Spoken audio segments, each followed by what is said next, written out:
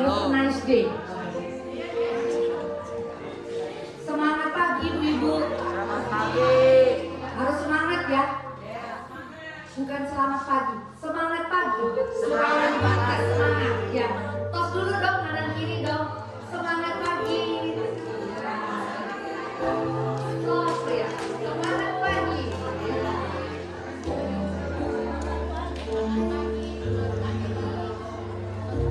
Ibu-ibu yang masih di luar, sebentar kita akan mulai ibadah yang dasar dan ajaib. Hari ini bersuka cita? Haleluya. Kita mau datang di hadirat Tuhan, kita siapkan hati kita, dan kita mau hampiri tahta kemuliaan yang luar biasa ya. Oh Tuhan. Selamat pagi Bapakku yang luar biasa. Selamat pagi Tuhan Yesusku yang ajaib. Selamat pagi Tuhan Roh Kudus yang luar biasa.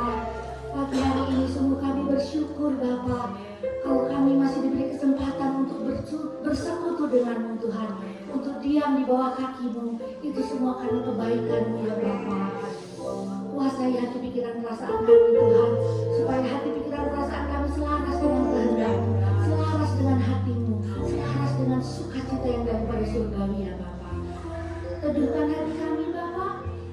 Kami mau mulai ibadah ini hanya di dalam satu nama yang ajaib, nama yang perkasa, Bapa yang kekal, Raja Damai. Oh haleluya Yesus, haleluya.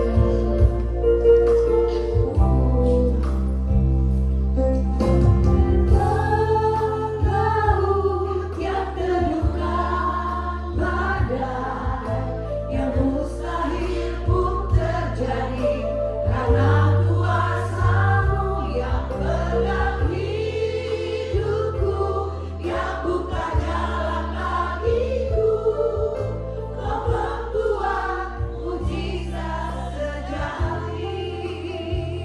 yang membelah laut yang teduhkan badai, yang mustahil pun terjadi karena kuasa-Mu yang pegang hidupku, yang buka jalan bagiku.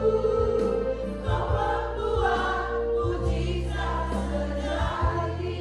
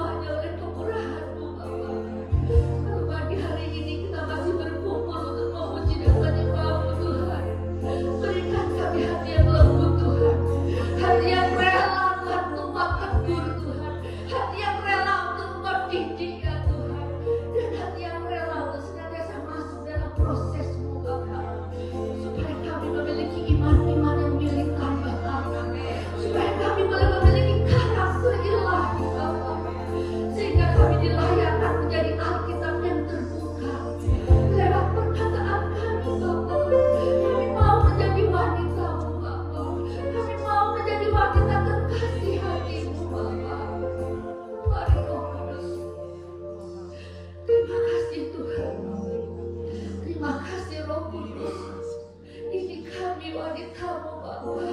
Kami mau berjalan dengan sign and wonder-Mu Tuhan, sehingga dimanapun kami berada yang ilahi tercurah Tuhan, hadirat Tuhan tercurah Tuhan. Lahirkan setiap kami Bapa, bebaskan kami Tuhan, karena hanya Engkau, hanya anugerah-Mu Tuhan kami boleh berdiri, kami boleh berada Tuhan di persekutuan yang Kau kasihi Bapa. Jaga hati kami Bapa, untuk senantiasa seirama dengan hati-Mu, untuk selaras dengan kehendak-Mu Tuhan, supaya perkenanan-Mu ada di dalam hidup kami Bapa. Terima kasih Bapa yang baik. Ini kami Tuhan, kami mau mulai ibadah ini Tuhan, dalam satu kasih-Mu ya Tuhan, dalam satu kemenangan-Mu Bapa, dalam satu kesembuhan yang daripada-Mu, dalam satu damai sejahtera yang daripada surga Bapa. Terima kasih Bapa, Engkau ajaib yang membelah laut yang teguhkan badai, yang mustahil pun terjadi karena kuasa-Mu yang pegang hidupku, yang buka jalan bagiku. Kau membuat mujizat sejati yang membelah laut yang terbuka, yang mustahil hanya Engkau yang membuat mujizat sejati Bapa, yang pegang hidupku, yang buka jalan bagiku. Kau membuat mujizat sejati, Kau membuat mujizat sejati, Kau membuat mujizat sejati. Beri kemuliaan buat Tuhan Yesus. Haleluya. Bapa, kami declare hari ini Tuhan, tidak ada pembuat mujizat sejati di kolam langit ini kecuali Yesus Allahku yang dahsyat Bapa. Hanya Engkau satu-satunya Tuhan yang benar dan hidup Bapa. Menterahkan itu Tuhan, berikan kami iman yang maksimal Tuhan, supaya setiap kami boleh going to the next level Tuhan, untuk memuliakan nama-Mu, sehingga kami boleh hidup dari satu kemenangan demi kemenangan untuk memuliakan nama-Mu Tuhan. Kami mau mulai ibadah ini Tuhan, kami mau agungkan Engkau Tuhan, kami mau tinggikan Engkau Tuhan, karena hanya Engkau Allah yang dahsyat Tuhan. Saat kami meninggikan Engkau Tuhan, tidak ada yang mustahil bagi kami Tuhan, karena Engkau lah sang pembuat mujizat Tuhan. Tuhan, kami tidak akan silau oleh mujizat-Mu Tuhan, karena memang Engkau spesial ya Tuhan, pembuat mujizat Tuhan. Tapi kami akan kejar sang pembuat mujizat itu. Engkau Allah yang baik, Allah yang dasar, Allah yang mulia. Terima kasih Bapa. Urapi Tuhan ibadah ini dari awal, pertengahan hingga akhirnya, biar nama Tuhan dimuliakan. Hanya di dalam nama Tuhan Yesus kita mulai ibadah ini, dan kita sama-sama katakan amin. Beri kemuliaan buat Tuhan Yesus. Saya jemput ibu-ibu bangkit berdiri. Toh sekali lagi Tuhan kita datang hari ini. Mari kita datang kepada Tuhan.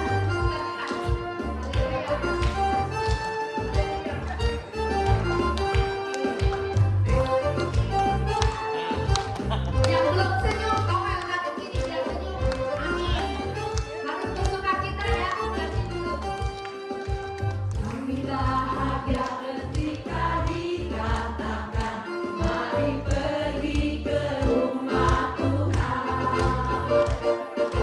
Kami berdiri di sini, satu irama memuji Engkau. Kami bahagia ketika dikatakan, mari pergi ke rumah Tuhan. Semuanya akan dibereskan oleh Tuhan. Kami berdiri di sini, satu irama memuji Engkau. We are so happy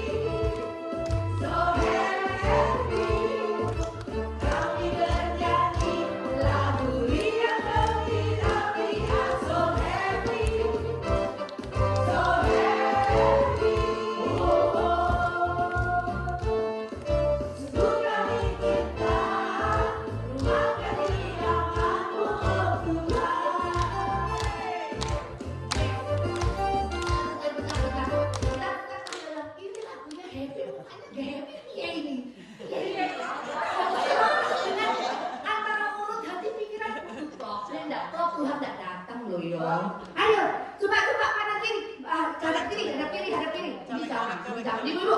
Pegang kuda temennya, ayo, kuda, hadap kiri, pegang kuda temennya.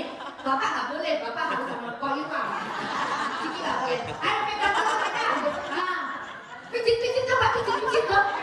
Wah payah ini, nggak boleh happy kalau yang kalian pijit-pijitan ya. Kalian pijit. Latihan.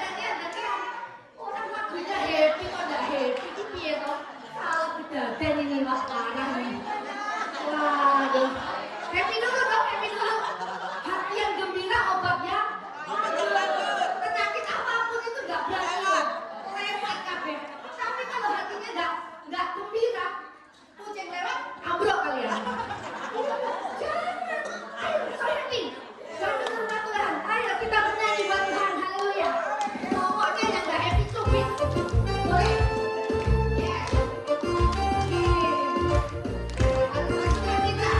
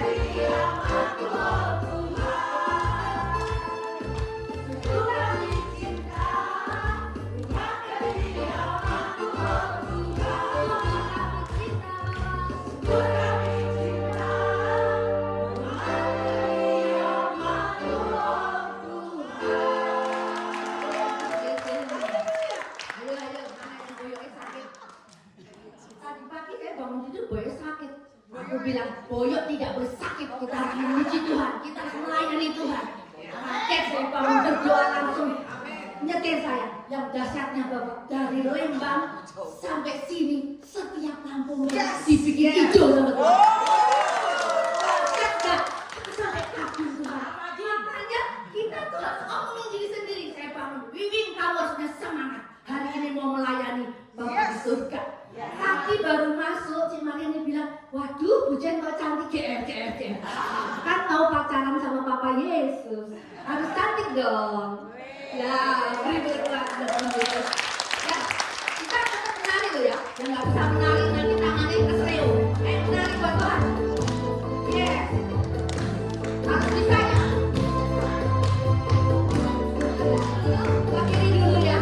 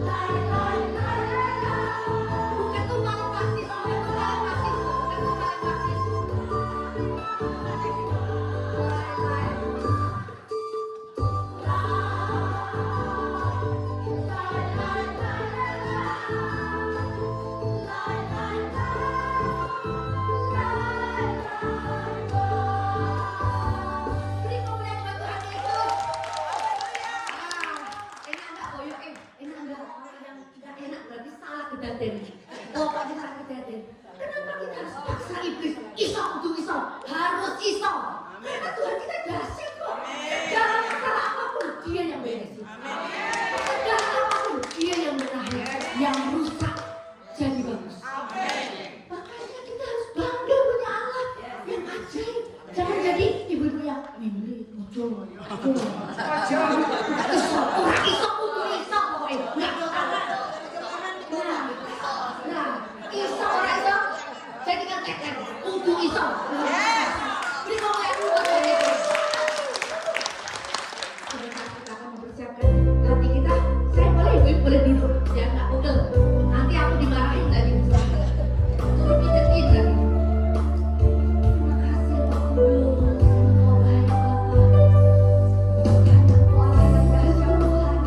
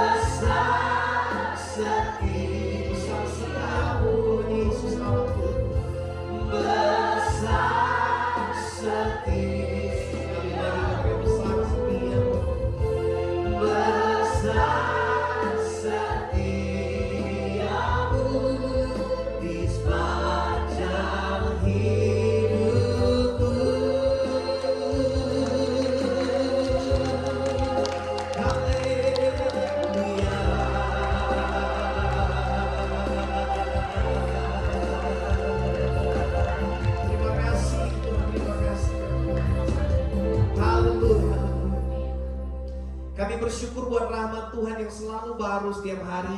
Kami bersyukur buat karunia-Mu yang tidak pernah berhenti dalam kehidupan kami. Dan bahkan sampai hari ini Tuhan, kami terus melihat penyertaan-Mu nyata dalam kehidupan kami. Terima kasih Tuhan, terima kasih. Kami diberikan kesehatan, kami diberikan kehidupan hari ini. Itu berarti Tuhan, Kau memberi kami kesempatan satu hari lagi untuk melakukan bagian terbaik dalam melayani Tuhan Yesus. Lewat kehidupan kami, lewat kesaksian kami, lewat apa yang kami lakukan, biar nama Tuhan terus dipermuliakan. Terima kasih Tuhan Yesus, pagi hari ini berbicara bagi setiap kami. Kami mau belajar dari firman Tuhan. Dan mari Roh Kudus, Engkau yang membuat hati kami boleh terbuka. Roh Kudus memberi kami pengertian, pewahyuan. Dan biarlah firman yang ditabur adalah firman yang jatuh, benih yang jatuh di tanah yang subur. Di hati kami yang siap mendengar firman. Dan itu bertumbuh. Dan kami menjadi pelaku-pelaku firman. Terima kasih. Kami bersyukur pagi hari ini Tuhan ada di tengah-tengah kami. Dalam nama Tuhan Yesus. Mari kita semua yang mengasihi Tuhan katakan amin. Amin. Tepuk tangan buat Tuhan Yesus dulu. Silakan duduk, silakan duduk. Seru ya goyangnya. Saya jadi ingat kayak di Jawa Tengah, di Jawa Timur gitu ya. Biasa kita gitu campur sari ya, goyang lanjut ya. Ya, shalom, selamat pagi. Shalom. Ibu-ibu, ya. Saya mohon maaf ya kadang-kadang agak canggung. Jadi kadang-kadang saya coba atur ya tadi pikiran ini jangan ada bapaknya. Jadi ibu-ibu gitu ya. Karena biasanya ibu bapak gitu ya. Jadi ini ibu-ibu. Jadi wanita-wanita perkasa pagi hari ini. Hari ini kita akan berbicara tentang kasih Kristus. Katakan sama-sama, kasih Kristus ya. Saya dapat subtemakan berfokus pada kasih Kristus. Jadi waktu Ibu Mega WA saya bilang, Bu, temanya sama saja, kasih Kristus. Nah, seperti apa sederhananya? Dan apakah kita memang sehari-hari harus melakukan, atau kita sudah melakukan, atau kita belum melakukan? Ya. Nah, kita buka dulu yuk firman Tuhan dalam Ulangan 6 ayat 5. Silakan Ibu-ibu. Nah, Ulangan 6 ayat 5. Firman Tuhan dituliskan begini. Kasihilah Tuhan Allahmu dengan segenap hatimu, dan dengan segenap jiwamu, dan dengan segenap kekuatanmu. Rasanya ayat ini tidak asing ya. Kita biasa baca di mana? Nah, coba kita buka dulu yuk. Buka Lukas 10 ayat 27, boleh? Di Matius 22 ada, terus di Markus 12 ada. Tapi kita buka Lukas 10 ayat 27. Multimedia bantu saya ya. Ya, jawab orang itu, kasihilah Tuhan Allahmu dengan apa? Segenap hatimu, dan dengan segenap jiwamu, dan dengan segenap kekuatanmu, dan dengan segenap akal budimu, dan kasihilah sesamamu manusia seperti dirimu sendiri. Mari perhatikan. Ternyata perjanjian lama pun sudah menuliskan terlebih dahulu, ya. Bahkan dikatakan dua hukum terutama ini, kasih Tuhan Allahmu dan nanti ada kasih sesamamu manusia. Ini adalah hukum yang terutama, yang pertama dan yang terutama dalam seluruh rangkaian hukum Taurat, ya. Karena Taurat 10 Taurat yang diturunkan Tuhan di Gunung Sinai kepada Musa dan bangsa Israel, dan bangsa Israel mengadopsi itu. Sampai hari ini kita tahu orang Yahudi menganut 613 Taurat, ya, ibu-ibu sekalian, di mana di dalam 613 ada hukum yang tanda petik, pas saya pakai istilah hukum positif dan hukum negatif, ya. Di mana ada kurang lebih 248 itu adalah hukum positif yang mengatakan boleh gini, harus gini gitu ya. Nah, yang sisanya jangan gini, jangan gini. Nah, karena hukum yang banyak itu dirangkumkan dalam Tuhan Yesus merangkumkan dalam dua bagian besar, mengasihi Allah dan manusia. Nah, perhatikan nih, ternyata Tuhan itu konsisten, ya. Tuhan itu tidak berubah dari perjanjian lama sampai perjanjian baru. Di perjanjian lama, di Ulangan tadi kita baca, Dia, Allah kita sudah mengingatkan kasih Tuhan Allah itu tetap dengan segenap hati, tidak berubah. Kasih Tuhan Allah itu tetap dengan segenap jiwa dan segenap kekuatan, kata Ulangan 6 ayat 5 tadi ya. Nah, di dalam Lukas pun kita menemukan hal yang sama. Dan di dalam 3 Injil kurang lebih ya, Matius, Markus, Lukas, ada semua. Ya, nah, kenapa sih Tuhan menyampaikan ini? Dan buat apa sih kita harus tahu ini, gitu ya? Karena ibu-ibu sekalian, kalau kita tahu kasih Tuhan itu kasih yang sempurna, ya. Kalau kita mau membahas kasih, maka kita kasih Tuhan itu gak ada lawannya, ya. Kita lihat yuk. Nah, kata segenap itu punya arti seluruh. Segenap itu artinya semua. Segenap itu artinya tidak setengah-setengah, ya, seluruhnya. Nah, kalau Tuhan bilang dalam Lukas 10 ayat 27, kasih Tuhan Allahmu dengan segenap hatimu. Berarti dengan segenap hati ini berarti dengan sepenuh hati. Berarti hati kita cuma boleh mengasihi Tuhan, gak boleh mengasihi yang lain. Gitu kira-kira? Gitu? Nah, ragu kan? Gitu ya. Ya, bukan tidak boleh mengasihi yang lain, boleh mengasihi yang lain. Tapi Allah adalah prioritas yang utama. Gak serta-merta juga tiba-tiba muncul ayat-ayat lain. Ya, contohnya dalam Amsal berkata, jagalah hatimu dengan segala waspada, karena dari situlah terpancar kehidupan. Makanya ketika kita mengalami satu permasalahan, ya ibu-ibu sekalian, kalau hati kita tidak tenang, firman Tuhan dalam Perjanjian Baru menuliskan apa? Kita tidak bisa berdoa, ya kan? Nah, ketika hati tidak tenang, kita menghadapi satu masalah, maka masalah akan tambah besar, ya. Tapi ketika kita tenang, maka firman Tuhan menuliskan kita bisa berdoa dan Tuhan menuntut jelas dengan doa. Nah, mari kita lihat selanjutnya, ya. Segenap hati artinya apa sih? Ya, artinya bukan kita tidak boleh mengasihi yang lain, tapi kita boleh mengasihi yang lain. Cuman Allah adalah prioritas dalam kehidupan kita, ya. Tentunya ibu-ibu sekalian mengasihi keluarga, ya, suami, anak, mengasihi orang-orang yang dikasihi di sekitar kita. Tapi kata Tuhan, lebih mengasihi Tuhan di atas segala-galanya. Karena ketika kita mengasihi Allah, maka kasih Allah, kasih akan Allah membawa kasih yang sempurna kepada orang-orang yang kita kasihi, ya. Nah, nanti kita akan belajar sejauh apa kasih Tuhan dan sejauh apa kasih kita kepada Allah. Firman Tuhan berkata begini, ya. Dalam Filipi juga dikatakan ketika kita mengasihi Tuhan dengan segenap jiwa, artinya kita dapat melakukan dan bahkan hanya memikirkan perkara-perkara yang di atas. Semua yang adil, semua yang mulia, semua yang suci, semua yang manis, semua yang sedap didengar, semua yang disebut kebajikan, itulah yang patut dipuji dan itulah yang patut kita pikirkan dengan hati kita dan kita lakukan dalam perbuatan kita. Nah, kasih Tuhan itu kalau kita bilang Tuhan punya kasih terbatas gak sih? Kalau kita mau bilang Tuhan punya kasih terbatas, maka kita akan menemukan kata atau jawaban tidak, ya. Nah, ibu-ibu sekalian, kalau kita berbicara kasih dan kalau mari kita melibatkan emosi kita berbicara kasih, maka kita akan dapatkan seperti ini. Saya harus katakan yang pertama, kasih itu bukan perasaan. Lah, kok gitu Pak? Ya, gitu ya. Kan saya mengasihi seseorang, saya mengasihi anak saya pasti punya perasaan dong. Benar. Tapi kasih itu bukan perasaan. Kenapa bukan perasaan? Begini, mari kita pikirkan sama-sama. Kalau kasih adalah perasaan, maka ketika perasaan itu habis, kasih kita akan habis, ya kan? Nah, contoh, saya mengasihi anak saya, terus tiba-tiba satu hari anak saya bikin dongkol, bikin jengkel, ya. Terus berulang-ulang, bukan cuma sekali, berulang-ulang sampai saya sudah ambil keputusan gini, saya nggak akan mengasihi dia lagi, kan perasaan kasih saya sama dia udah hilang. Karena dibuat kayak gitu terus dilarang-larang, ya. Berarti kasih saya habis. Putus sampai di situ. Dia anak saya, tapi saya tidak mengasihi dia lagi. Kalau kasih adalah perasaan, maka itu ada limitnya, ada batasnya. Setuju? Ya, ibu-ibu, kalau kasih adalah perasaan mengasihi suami ya, gitu ya. Tiba-tiba suatu hari perasaannya habis gitu. Bubar jalan gitu ya. Nah, gak gitu kan? Kalau kasih adalah perasaan, maka ini masalah besar dalam kehidupan kita. Yang kedua, kasih itu bukan kasihan. Ya, setuju ya? Saya mengasihi, ini ibu di sini, saya mengasihi ibu itu, tapi karena kasihan gitu. Kasihan terus kasihan. Kasih itu bukan kasihan. Ya, ketika rasa kasihan kita habis juga, ini yang dikasihani kok nggak tahu diri gitu ya. Habis, lama-lama habis gitu ya.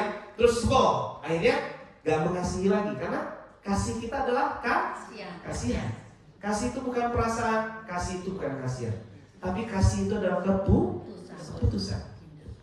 Perhatikan ini, kasih Tuhan kepada manusia itu adalah keputusan. Allah kalau mau dipilih, kalau suruh pilih, Tuhan Yesus bilang gini, mending saya gak turun ke dunia gitu ya. Kenapa? Nyebelin manusia tuh, benar ya? Ya gak usah jauh-jauh lah. Kita juga mungkin, tapi pasti ada sih. Ya ibu-ibu kadang suka sebel kiri kanan. Ada nggak sih? Ada lah ya, jujur aja gitu ya. Nah, gitu ya, gitu ya. Si itu ya, nah, itu kalau udah sebel panjang narasinya, gitu ya, ceritanya berparagraf-paragraf loh. Sini panjang, jaga hati dengan segala kelas. Nah, ya, jangan ya. Kalau sebel, udah ampunin aja. Keputusan kita mengasihi. Kalau Tuhan suruh ngomong kasihnya adalah kasihan atau kasihnya adalah perasaan, dia akan turun ke dunia, ibu-ibu. Kenapa? Justru karena kasihnya adalah keputusan, makanya dia turun ke dunia.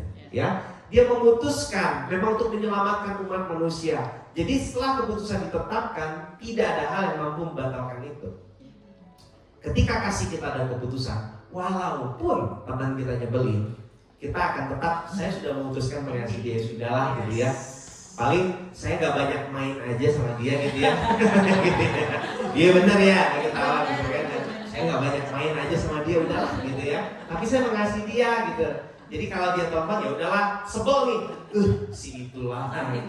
Ya udahlah, karena kita mengasihi dia, mungkin dia butuh bantuan, butuh ngobrol, udah angkatlah gitu ya. Kalau ibu-ibu merasa agak terganggu, nggak apa-apa, potong pembicaraan, udah dulu ya, gitu ya.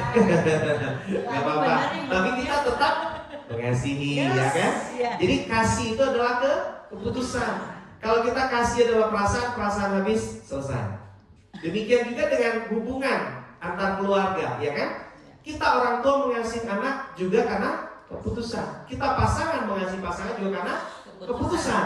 Makanya di dalam pernikahan ada janji nikah. Itulah komitmen, ya kan? Janji nikah, bukan nggak pernah saya ketemukan di pernikahan itu ya.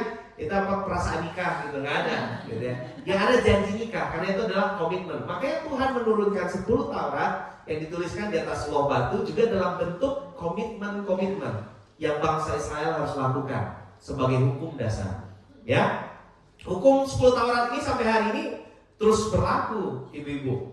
Bahkan sampai hari ini tidak mungkin dihapuskan, tidak mungkin dihilangkan. Karena contoh di negara Belanda, 10 hukum Taurat ini adalah dasar hukum negara mereka. Jadi dari 10 hukum ini berkembang hukum-hukum lain. Saya rasa seluruh dunia hampir pasti menganut hukum Taurat juga, ya. Jangan membunuh, jangan bersaksi dusta, ya kan? Nah, ini hal yang pasti. Nah, jadi sekali lagi, kasih Tuhan itu kasih yang keputusan sempurna, yang katanya, mari kita lihat, kasih Tuhan itu konsisten. 1 Yohanes 4 ayat 13 sampai 16. Ibu-ibu boleh catat nanti ya. Nah, kasih Tuhan itu konsisten atau tetap. Dia itu terus menerus, tidak berkesudahan. Tidak ada batasnya, tidak ada habisnya. Makanya kenapa kita sering dengar hamba Tuhan kalau sampaikan firman, dia akan bilang gini. Ketika kita berdosa, melakukan pelanggaran, datang sama Tuhan, minta ampun, Tuhan pasti ampuni. Setuju? Ya, itu pasti Tuhan lakukan. Nah, makanya Tuhan gak sesabar apa sih Tuhan tuh. Tapi ingat loh ibu-ibu ya, tidak ada di Alkitab. Perhatikan ini ya. Di Alkitab boleh dibuka nanti kalau nggak percaya dari Kejadian sampai Wahyu ya. Cari ayatnya Tuhan Maha Sabar. Nggak ada ya. Yang ada Tuhan panjang sabar. Kalau panjang ada habisnya nggak? Ada ujungnya kalau panjang ya. Tuhan panjang sabar ya. Jadi kalau yang lain Tuhan itu kasihnya memang tidak berkesudahan. Itu sudah pasti. Tapi Tuhan panjang, kalau panjang ada ujungnya, ya. Nah, saya pernah berapa minggu lalu khotbah di tempat ini, hari Minggu saya berbicara tentang karakter versus karisma. Saya ambil satu tokoh, contohnya Simpson, ya Simpson. Sekarang saya ceritakan lagi tokoh ini. Contoh Tuhan itu panjang sabar, tapi ada limitnya. Simpson ini kan hakim-hakim, salah satu hakim-hakim di Israel. Hakim-hakim ini adalah mereka memimpin bangsa Israel sebelum naiknya raja, ya. Raja pertama Israel itu Saul, ya. Nah, sebelum ada raja-raja, maka hakim-hakim ditunjuk untuk memerintah bangsa Israel. Simpson adalah salah satu hakim-hakim di Israel. Selanjutnya ada Gideon, ada Deborah, ya kan. Nah, itu masuk semua. Nah, Simpson dipilih sebagai nazir Allah sejak dalam kandungan. Tuhan pesan lewat malaikat kan kepada orang tuanya, ini anak dari dalam perut sudah gak boleh minum anggur, ya orang tuanya gak boleh mabok, ya gitu ya. Jangan nanti mabok dalam perut ya anak, gitu ya. Terus rambutnya gak boleh kena pisau cukur, gitu ya. Jadi Tuhan akan menyertai, dikatakan itu. Tapi waktu lahir kita lihat Simpson ini punya kekuatan gak? Yang kita yakin itu pasti dari Tuhan. Ya, Tuhan memilih Simpson dan Tuhan sudah menetapkan. Tapi Simson memiliki kehidupan yang berbeda. Kalau kita baca Hakim-Hakim mulai Hakim 13, maka kita akan temukan Simson itu hidupnya tuh ya hebat lah gitu ya. Macam-macam ya. Nah, salah satu kelemahan Simson yang paling besar adalah wanita, ya kan? Wanita. Dan dikatakan Simson ini sembarangan kalau soal wanita. Dia ngambil wanita di mana saja, dari suku yang berbeda, dari bangsa yang kafir dan segala macam lah, dari kaum Filistin semua. Simson lakukan itu. Sehingga buat dia, padahal kehidupannya itu harusnya dipisahkan dan dikhususkan untuk Tuhan. Nah, saudara, ibu-ibu, mari lihat ini. Sampai akhir hidupnya, ketika kita baca kisah Simson, maka kita akan ketemukan Simson kan buta akhirnya ya, terus dimasukkan ke dalam penjara. Nah, dikatakan dalam satu ayat bagian akhir dalam kehidupan Simson, kerjaan Simson di penjara itu menggiling. Nah, kata menggiling ini punya dua pengertian, ibu-ibu. Menggiling pertama benar-benar menggiling. Kerjaannya itu dia memang memutar batu untuk melakukan penggilingan. Tapi menggiling kedua dikatakan dalam terjemahan asli ini disebutkan dia sebagai seorang, maaf ya, pelacur pria jadinya. Nah, jadi kan kehidupannya tuh main wanita terus tuh Simson dalam kehidupannya, ya kan? Dia dengan wanita yang tidak dikenal, wanita kafir segala macam, dia main wanita terus dalam kehidupannya. Mungkin kalau dalam penafsiran kita, penglihatan apa yang kita lihat, Tuhan juga, dan kayak gitu ya. Lama-lama ya itu sampai ujung kehidupannya. Contoh kan, saya pernah kasih perumpamaan yang paling gampang. Istilahnya anak saya batuk. Terus dia suka makan kerupuk, Dad minta kerupuk dong, gak boleh kamu batuk, mintalah, gak boleh batuk, mintalah, gitu kan terus kan mintalah, terus gak boleh batuk kan lama-lama kan emosi ya, itu ya emosi, jangan gitu, terus nangis, janganlah nangis, udah bukan nangis lagi, guling-guling gitu ya, gitu ya, kiri kanan depan belakang, akhirnya kan sebel tuh, saya tadinya mau ngasih satu kelor saya kasih makan tuh kerupuk, nah gitu ya, makan sana, saya pergi terserah mau batuk mau apa. Nah, ini yang terjadi juga sama kehidupan Simson. Dia melakukan dosa, sudah banyak diingatkan, melakukan dosa, banyak. Orang tuanya pun gak berani negur tuh, udah gak berani lakukan. Akhirnya sampai di akhir hidupnya, waktu dia masuk penjara, kerjanya jadi pelacur pria, ya kan? Jadi dikatakan istilahnya, gambarnya seperti ini. Wanita Filistin tuh pengen punya keturunan dari Simson. Jadi tiap hari mereka itu berbaris di penjara untuk mereka berhubungan dengan Simson. Habis ya? Habis. Itu apa? Dan kayak gitu. Jadi itu sudah nggak bisa nolak dan Simson sendiri udah jenuh. Nah, gitu. Makanya di bagian terakhir, makanya ibu lihat Tuhan tuh panjang sabar ya. Tapi terakhirnya tetap kok Simson dikembalikan kekuatannya, ya kan? Dia bilang ampuni aku, kata Simson, Tuhan untuk terakhir kali aja tolong kembalikan rohmu kepadaku, ya kan? Akhirnya dia robohkan bangunan itu dan dikatakan matinya membunuh lebih banyak daripada waktu dia hidup, ya kan? Bangsa kafir orang Filistin. Nah, Tuhan tetap sampai nggak? Tetap. Tuhan tetap sayang nggak? Sayang. Ini bukti kasih Tuhan. Tetap kasih Tuhan tuh nggak ada habisnya. Kasih Tuhan tuh konsisten. Setuju ya? Jadi kalau ngomong kasih itu pasti ada keputusan. Mari berkaca sama diri kita ibu. Apakah hari ini kita mau belajar untuk kita mengasihi yang merupakan keputusan? Gak gampang. Tapi kita mau belajar. Ya, gak gampang. Saya harus bilang tidak mudah. Kasih Tuhan itu yang kedua adalah sempurna. Saya itu 1 Yohanes 4 ayat 12 ya. Sempurna, sepenuhnya, lengkap dan terbukti. Kasih Tuhan itu sempurna ya. Kalau kasih Tuhan bukan keputusan dan kasih Tuhan itu ada syaratnya, maka tidak akan ada Yohanes 3:16. Karena begitu besar kasih Allah akan dunia ini, Dia mengaruniakan anak yang tunggal supaya setiap orang percaya beroleh hidup kekal dan bukan kebinasaan. Nah, perhatikan ini. Kasih Tuhan itu sempurna. Ya. Bahkan 1 Yohanes 4 ayat 8 dikatakan Allah itu adalah kasih. Dia itu kasih. Dia itu bukan memiliki kasih, tapi dia itu kasih. Ya, amin. Ya, dia itu bukan memiliki kasih, tapi dia itu kasih. Nah, beberapa waktu lalu kita cukup ramai dengan ajaran Kristen progresif, setuju ya? Nah, salah satunya orang yang ramai menyampaikan tentang Kristen progresif ini mendefinisikan Alkitabnya dengan cara yang berbeda. Menyampaikan atau menyimpulkan Alkitab dengan pemikiran sendiri. Dia bilang gini, Allah itu kasih, dia bilang. Jadi sebesar apapun kesalahan kita kerjakan terus menerus, Tuhan tetap mengampuni. Kita nggak salah dengan hal itu. Tapi jangan lupa sekali lagi, Dia memang Allah yang penuh kasih, Tapi Allah itu juga disiplin. Allah itu juga Allah yang mendidik. Setuju? Kita nggak bisa mengambil satu ayat dengan melupakan ayat lain. Ya ibu-ibu ya.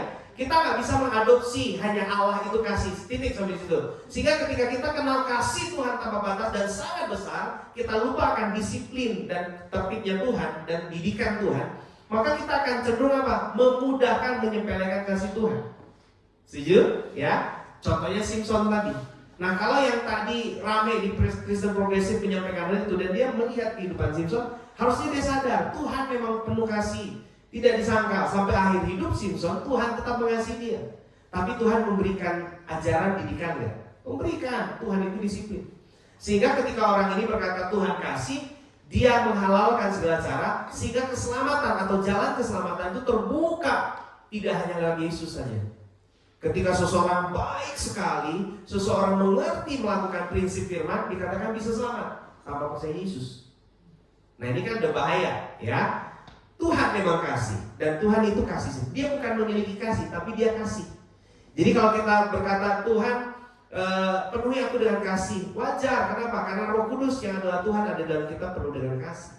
Jadi Tuhan itu bukan memiliki kasih, tapi dia kasih. Ya. Dan apakah dia sebenarnya? Apakah dia membutuhkan kita mengasihi dia? Kita harus jujur, Tuhan gak terlalu butuh kok kasih lebih banyak. Karena dia sumber kasih sebenarnya. Justru adalah anugerah bagi kita ketika kita bisa mengasihi Tuhan. Ya kan? Makanya Tuhan itu segala yang Tuhan kerjakan di atas kayu salib sampai dengan detik ini, itu adalah perkara sempurna. Pengampunannya sempurna, kasihnya sempurna, penyertaannya sempurna. Segala sesuatu dalam kehidupan kita sebenarnya sempurna, ibu-ibu. Ya, tapi kenapa itu bisa menjadi tidak sempurna dalam kehidupan kita? Masalahnya ada pada diri kita. Ya, Tuhan dalam Mazmur 89 berkata begini, Tuhan selalu menepati semua janjinya, selalu menepatinya. Semua yang dia ucapkan, yang dia keluarkan dari bibirnya, tidak pernah dia tarik kembali, tidak pernah gagal. Nah, ini adalah posisi Tuhan dalam setiap kehidupan kita. Tapi justru kenapa kita mengalami kegagalan? Kenapa kita mengalami hal-hal yang tidak enak? Karena apa? Komitmen dari sisi kita yang batalkan. Kan dalam perjanjian pasti selalu ada dua pihak setidaknya, ya kan? Dua pihak, tiga pihak bisa. Nah, komitmen ini harus ditaati semua pihak atau para pihak. Tapi ketika salah satu pihak membatalkan dan tidak mentaati komitmen, maka perjanjian itu otomatis batal. Nah, inilah kasih Tuhan. Kita lihat, kasih Tuhan tidak bersyarat, ya. Boleh buka Roma 8 ayat 32 sebentar. Kasih Tuhan itu tidak bersyarat. Kasih Tuhan itu mutlak, ya. Dan dia tidak berbelah untuk hal-hal yang lain. Roma 8:32, ia yang tidak menyayangkan anaknya sendiri, tetapi yang menyerahkannya bagi kita semua, bagaimanakah mungkin ia tidak mengaruniakan segala sesuatu kepada kita bersama-sama dengan dia? Ya. Tuhan itu sangat adil, Tuhan itu sangat memperhatikan, dan Tuhan itu tidak pernah tidak adil. Dia itu sanggup memelihara kita dalam kasih setianya. Dia itu sanggup, dia mampu. Nah, mari kita kenal sekali lagi. Kita gak usah terlalu banyak mengkategorikan kasih Tuhan, ibu-ibu. Satu saja, kasih Tuhan itu keputusan. Makanya kenapa disebut kasih Tuhan itu kasih apa? Agape. Kasih yang walaupun kamu gini, walaupun kamu gini, aku akan tetap mengasihimu. Nah, itulah sebenarnya yang sedang Tuhan turunkan dan ajarkan kepada orang percaya. Ya, karena kita harus lihat kasih di dalam dunia hari-hari ini, bahkan semakin kesini, semakin ke akhir zaman, kasih, kata firman Tuhan, kasih sesama manusia itu akan semakin dingin. Ya, orang akan semakin mengacuhkan kiri kanan, tidak peduli dengan orang lain. Dia akan selalu mementingkan diri sendiri. Ini akhir zaman, ya. Nah, kita mencari kasih yang tulus sudah sulit. Harusnya gereja lah sumber kasih yang tulus itu. Harusnya keluar dari gereja, orang-orang percaya inilah yang menyebarkan kasih keluar. Ya, makanya yuk ibu-ibu, dimanapun kita beribadah hari Minggu nanti ya, kita terapkan, kita kembangkan, dan kita bangun kasih yang tanpa syarat. Kita bangun kasih yang besar, kasih Kristus di tengah-tengah komunitas kita, supaya orang lain yang masuk mereka nyaman. Ya, nah jadi pertanyaan, ketika orang lain jiwa baru masuk ke gereja tiba-tiba gak nyaman, nah ini repot ya. Kenapa? Enak sih, ya enak apa? Aslinya dingin ya, musiknya oke gitu. Cuman aduh, kenapa? suka diomongin. Nah repot nih ya. Suka diomongin kalau perhatian sih perhatian, tapi nanyanya gini, Ibu kemarin minggu gak ke gereja ya? Enggak gitu. Ibu jangan males, nanti gak ada berkatnya, dikutuk Tuhan. Wah ngeri banget ya, dikutuk Tuhan loh Bu. Gitu dikutuk Tuhan. Takut ya. Apa bedanya nih sama Gunung Kawi? Nah gitu kan, dia bilang gitu ya, mending saya ke Gunung Kawi ya, duitnya jelas walaupun ya kaki hilang satu lah. Nah gitu kan, misalnya gitu ya Bu ya, sebagai tumbal gitu kan. Nah jadi ini terjadi ya. Nah gereja, mari kita perbaiki kasih yang ada dalam gereja. Tuhan Yesus, kasih Kristus itu kasih yang tanpa syarat. Kasih Kristus itu adalah kasih keputusan. Kasih Kristus itu agape yang adalah walaupun. Ayo kita kembangkan yuk sama-sama ibu-ibu. Ayo kita terus tingkatkan. Supaya apa? Supaya kita benar-benar, saya harus katakan ibu-ibu semua, amanat agung bisa terjadi ketika gereja Tuhan memang hidupnya seperti Kristus. Amanat agung bisa terlaksana. Banyak orang akan percaya ketika kehidupan kita seperti Kristus. Saya ceritakan kembali satu tokoh India yang ibu-ibu sudah sangat tahu, Mahatma Gandhi, ya kan? Nah, saya ceritakan berulang-ulang tidak apa-apa karena ini cerita yang bukan menginspirasi ya, tapi cerita yang menggugah iman kita sebenarnya. Ketika Mahatma Gandhi satu hari ada di Afrika Selatan, dia bekerja dalam tim kuasa hukumnya bersama-sama dengan usaha mereka adalah mereka pengacara dan segala macam. Satu hari dikatakan di Afrika Selatan itulah dia punya waktu banyak karena dia tertarik dengan firman Tuhan. Dia tertarik dengan yang namanya Alkitab, Injil orang Kristen. Dia hari di Afrika Selatan dia bilang dia punya waktu banyak untuk membaca isi Alkitab, membaca Injil terutama dia baca. Ya, sebelumnya prinsip-prinsip firman seperti Matius 5 khotbah Tuhan Yesus di atas bukit dia sudah sangat tahu sekali. Dan dia selalu pakai khotbah Yesus di atas bukit itu dalam setiap perkumpulan dia. Entahkah dia ada di perkumpulan para guru, entahkah dia ada di perkumpulan kaum wanita-wanita di negara dia di India. Dia selalu menyampaikan tentang khotbah di bukit. Ya. Nah, satu hari setelah dia selidiki itu dia menjadi muncul ketertarikan Mahatma Gandhi untuk saya pengen melangkah ke gereja, dia bilang gitu. Ada ketertarikan. Nah, ketika dia coba hari Minggu ke gereja waktu di Afrika Selatan. Jangan berpikir Afrika Selatan serta-merta maaf ya ibu orangnya kulit hitam semua, enggak ya gitu ya. Jadi ada juga wilayah-wilayah tertentu sama seperti kita di Papua kan, beberapa wilayah kan memang putih semua malah ya. Nah di Afrika Selatan dia masuk gereja kulit putih. Waktu sampai di gerbang pintu gereja ternyata dia tidak diizinkan masuk. Mereka melihat Mahatma Gandhi dengan pandangan rasis. Mahatma Gandhi datang dengan pakaian khas India, ya kan? Terus Mahatma Gandhi kulit hitam, wah langsung dilarang masuk gereja loh ini, ya. Nggak boleh, ini gereja ini bukan tempat buat orang seperti kamu gitu. Belum lagi masih proses usir di gerbang, di dalam gereja dikatakan ada tua-tua gereja juga pernah tua gereja juga udah teriak dari dalam, nggak bisa masuk gitu istilahnya, ibu kurang lebih bahasa gitu ya. Nggak boleh masuk di gereja bukan buat kamu, buat orang seperti anda. Tidak. Akhirnya dari situ dia pulang, dia nggak pernah lagi mau ke gereja. Nah, dan dia ketemu satu orang misionaris dari Amerika atau dari mana, dan dia ngomong gini, Injil kalian itu hebat, orang Kristen dia bilang, Injil kalian hebat, saya sangat mengakui Injil kalian. Injil kalian itu hidup, Injil kalian itu luar biasa, Injil kalian itu hebat. Tapi Injil kalian itu percuma kalau tidak dilakukan. Nah makanya sampai akhir hidupnya kan Mahatma Gandhi mungkin secara gamblang tidak pernah menyatakan bahwa dia Kristen. Tapi kita tidak tahu hatinya ketika dia percaya kepada Yesus, ya kan? Memang dikatakan sejarah mencatat, memang menyayangkan kalau Mahatma Gandhi hari itu diterima dan dia mengakui dirinya Kristen, maka kita akan lihat mungkin India jadi negara Kristen terbesar di dunia sekarang. Nah, apa yang terjadi? Kasih tidak diterapkan di gereja. Kasih Tuhan yang adalah kasih walaupun tanpa memandang warna kulit, tanpa memandang latar belakang, itu tidak terjadi di gereja. Mari ibu, kita yang ada hari ini di tempat ini, kita yang mendengar tentang kasih Kristus, ayo sama-sama kita putuskan.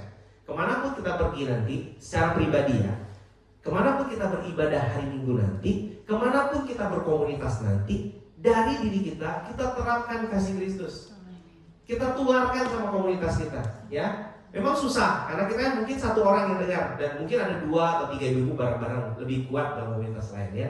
Tapi kalau seorang kan sulit kan. Tapi ayolah kita bangun terus, kita harus tetap ingat, saya harus tetap belajar dan menerapkan dan menularkan kasih Kristus. Kasih yang walaupun kasih adalah keputusan, harus saya terus terapkan gitu. Karena apa ibu-ibu? Ketika ini kita bangun komunitas yang saling mengasihi itu besar, kita akan lihat benar-benar banyak orang akan nyaman datang sama Tuhan. Karena apa? Dia menemukan rumah, menemukan kasih di mana kita berada. Sehingga dari mulut orang yang tidak percaya akan bilang gini, hebat ya orang Kristen itu. Nah, ya sekali lagi kita memang patut dan harus mendengar firman, tapi kita harus lebih patut karena apa? Untuk menjadi seorang pelaku firman Tuhan. Ayo melayani bersama-sama. Dari prinsip ini kita belajar sesuatu, ya. Kalau kita melayani apapun, mau pelayanan di gereja lah, gak di atas panggung juga, gak di gereja, pelayanan di luar, layanilah karena satu tujuan pertama, karena mengasihi Tuhan. Itu nomor satu. Karena firman Tuhan kan bilang gitu dalam Lukas tadi. Yang kedua, layani karena apa? Karena kita juga mengasihi diri sendiri.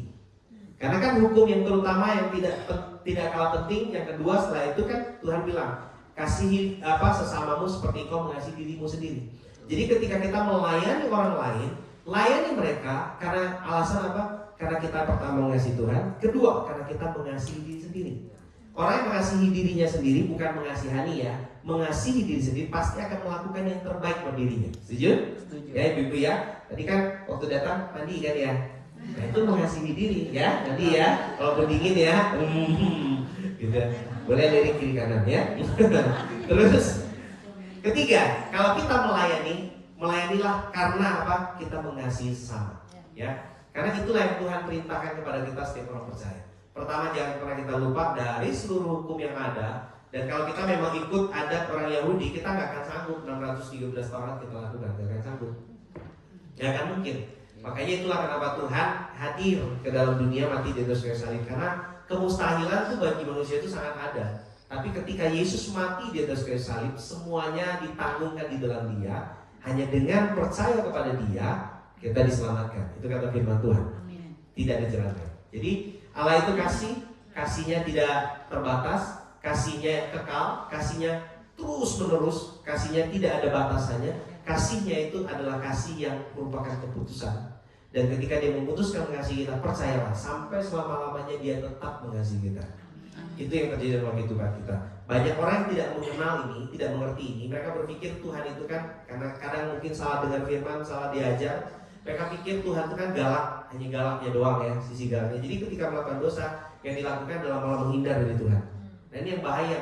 Ketika orang berdosa, justru harusnya lebih merapat sama Tuhan. Karena apa? Begitu makin jauh sama Tuhan, itulah kesempatan iblis dan kuasa maut tarik orang ini. Jadi ketika kita bersalah, kita tahu kita melakukan hal yang tidak benar, jangan malah menjauh, lebih banyak mendekat sama Tuhan. Kenapa? Karena hadirat Tuhan pasti mengubahkan hidup kita. Amin. Pengenalan akan Tuhan, kasih Tuhan pasti mengubahkan. Yang setuju katakan amin? Amin. Boleh lihat kiri kanan bilang begini? Bilang apa? Ayo. Bilang yang pertama mengasihi Tuhan. Yang kedua mengasihi sesama dan diri sendiri. Oke? Nah terus katakan sama ibu-ibu yang di kiri kanan, belajar mengasihi sebagai sebuah keputusan. Belajar mengasihi sebuah keputusan. Tepuk tangan buat Tuhan Yesus ya. Kita berdoa ya. Kita berdoa sebelum nanti saya serahkan kembali. Terima kasih buat anugerah Tuhan pagi hari ini. Terima kasih kami boleh belajar. Dan terima kasih Tuhan mengingatkan kami. Kami tahu Tuhan bahwa kasih yang sesungguhnya itu bukan adalah sebuah perasaan. Walaupun memang di dalam kasih ada perasaan, tapi kasih itu bukan perasaan. Karena waktu perasaan kasih kami kepada seseorang habis, maka akan berhentilah hubungan kami kepada orang tersebut. Dan kami juga tahu bahwa kasih itu bukan kasihan. Karena kalau kami menerapkan kasih adalah kasihan kepada orang lain, ketika rasa kasihan itu hilang, maka kami tidak akan mengasihi dia lagi. Tapi pagi ini Tuhan mengajarkan kami kasih Kristus. Kasihnya adalah keputusan yang walaupun kasih di mana walaupun teman kami melukai kami mau belajar tetap mengasihi dia. Walaupun orang yang dekat dengan kami membuat hati kami terluka, kami mau tetap mengasihi dia. Karena firman-Mu, Dalam doa Bapa kami bahkan mengingatkan untuk kami mengampuni orang yang bersalah kepada kami. Karena tanpa kami mengampuni orang yang bersalah kepada kami, jelas ayat itu menuliskan Tuhan juga tidak akan mengampuni kesalahan kami. Ampuni kami Tuhan.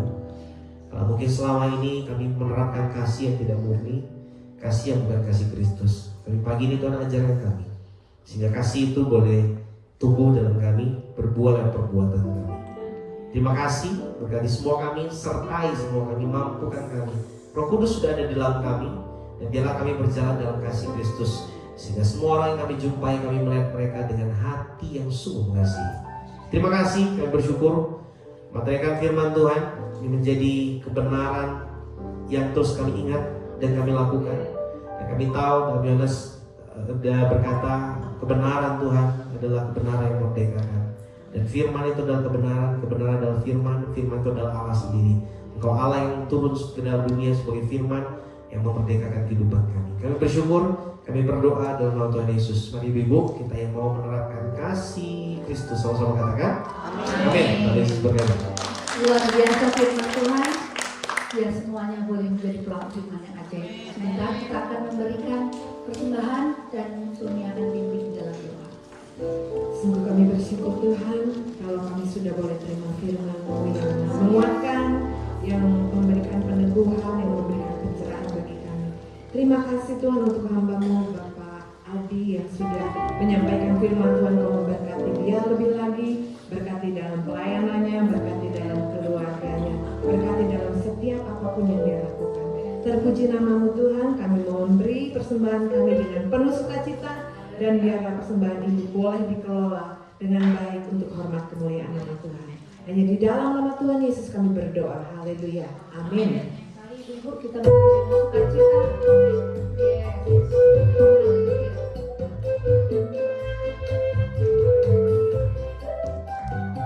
Boleh sambil bangkit berdiri yuk. Tuhan. Haleluya. Kau satu penuh kasih, dua penuh hikmat, tiga penuh kuasa. Kau mulia, kau ada waktu.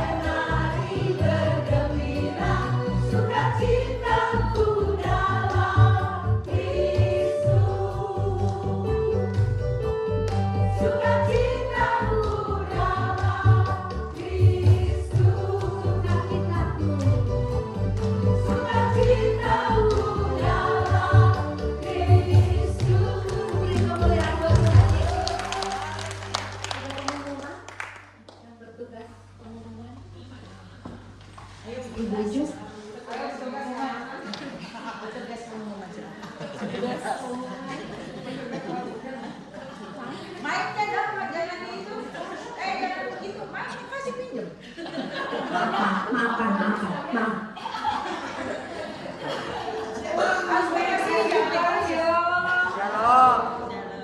Suaranya ada. Sekali lagi ya. Terima kasih Pak Adi untuk firman Tuhan yang menguatkan ya, bukan mengingatkan kita.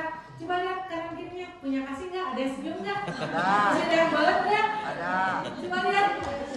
Puji Tuhan ya. Puji Tuhan. Buat Ibu Juju, terima kasih buat kesempatannya. Buat Ibu Ketua juga ya. Ya saya mau mempraktekkan kasih tadi saling menyapa. Kita akan beribadah kembali tanggal 14 Maret ya, 2 minggu yang akan datang, dilayani Ibu Maria ya, kita akan beribadah. Mungkin ada teman-teman yang sudah hadir hari ini, ada teman-teman yang tidak hadir. Yang jelas Maria siapa? Maria, Dr. Maria. Ya, Dr. Maria Widowati. Ya, kita akan dilayani tanggal 14 Maret. Ada teman-teman yang sudah hadir hari ini diingatkan ya untuk datang di tanggal 14. Tanggal 7 Maret juga kita akan ada doa bersama. Ibu-ibu, doa ini bukan untuk pengurus saja. Jadi jemaat juga boleh hadir ya. Kita sama-sama berdoa dalam P3. Ada banyak jawaban doa yang kita dapat. Yes. Kita berdoa bersama ya. Ada mukjizat Tuhan ya. Lalu ada yang baru hadir. Hari ini kelihatannya kalau orang sudah bilang carencak. Nah itulah. Ada banyak bangku yang kosong ya hari ini ya. Puji Tuhan, selamat datang Ibu. Tuhan berkati. Kita beribadah di minggu kedua dan minggu keempat ya. Puji Tuhan ya. Kita sudah mau masuk di Paskah ya. Kita akan merayakan Paskah, kita akan ibadah Padang di tanggal 25 April ya. Tolong dicatat tanggalnya, Ibu siapkan waktu, dukung dalam doa. Kita akan beribadah Padang di Bumi Sangkuriang ya, tanggal 25 April ya. Putih, jalan putih. Ya, Putih. ya betul. Sampai di Cibulai, betul, Bumi Sangkuriang ya. Itu tanggal 25 April ya. Mohon dicatat. Ini udah akhir bulan. Ada yang berulang tahun di bulan Februari ini, boleh maju ke depan.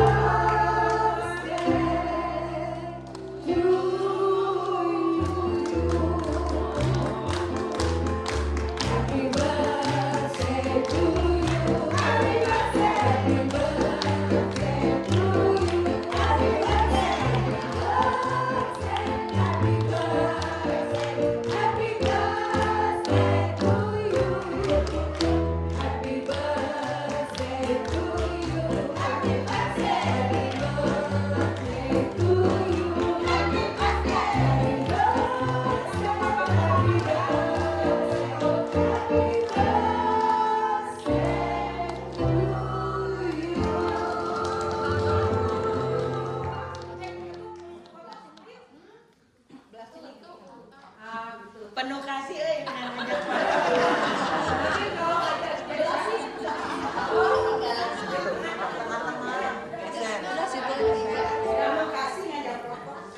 Satu, dua, tiga. Kali lagi. Pagi makan super mie ya. 1, 2, 3. Selamat ulang tahun, panjang umur, sehat selalu, Tuhan berkati. Luar biasa, panjang umur semuanya diberkati dan menjadi berkat. Amin. Sampai kita akan akhiri. bersatu dalam doa, dalam kasih untuk menutup semuanya. Oh haleluya, terima kasih untuk kebaikan-Mu Bapa.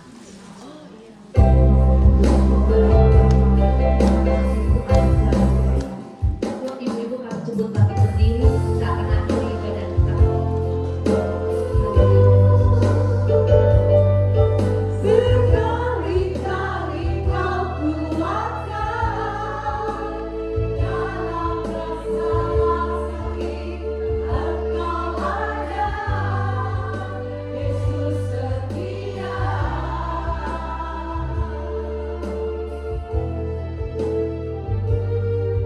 Berkali-kali Kau menolong,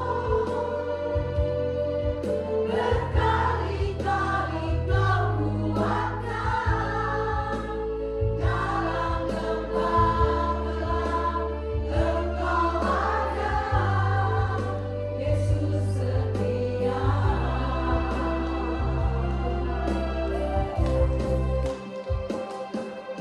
Berkali-kali Kau menolong, berkali-kali Kau kuatkan dalam rasa sakit, Engkau ada, Yesus setia.